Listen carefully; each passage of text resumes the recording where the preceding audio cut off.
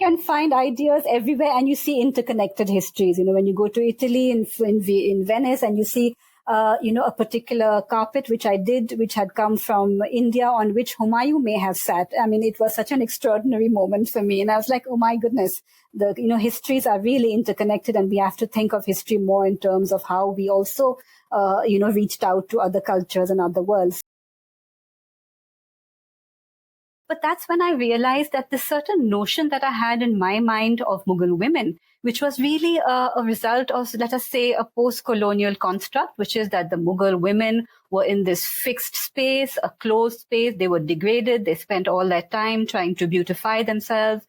They were barely literate, perhaps, nor didn't control much, didn't have much influence. This idea that I had vaguely in my mind of what Mughal women were was something completely false, and it had been handed down to us, through our colonial experience in the way that the British and the Europeans wrote about Muslim women in general.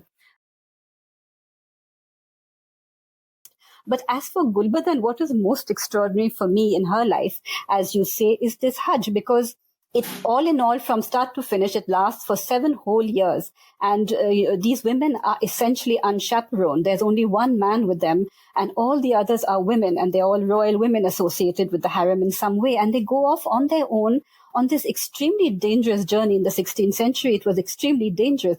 In fact, we are told that Gulbadan, when she goes to perform the Hajj, she gives away so much money in donation, in robes of honor that Akbar has sent with her, that the Ottoman authorities who are in charge of organizing the Hajj are actually taken aback.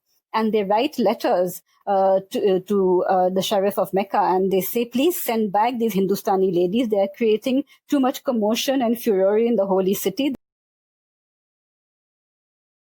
What do we define as history? What constitutes history? Is it only to do with battles? Is it only to do with land acquisition, about territorial expansion? Or can we really expand that notion? Because who has created those definitions in the first place? Can it be more about, producing children, producing a home, language, culture, dance? So if you expand what you consider to be a historical process, then little by little, you will be bringing in a greater number of actors as well. People will often say, oh, there's nothing on women. That's absolutely not true. That information is there, but it sort of lies in a fragmented state, if you like, So you have to really set out to look for it. I told, another person who was talking to me about this, that I felt like a medieval detective when I was working on the women. So I would look at architecture, I would look at inscriptions on architecture, I would look at miniature paintings, I would tie the two together, I would look for a little farman that one woman may have written. So it was really this process of almost archaeological digging up of sources, to have enough material to write.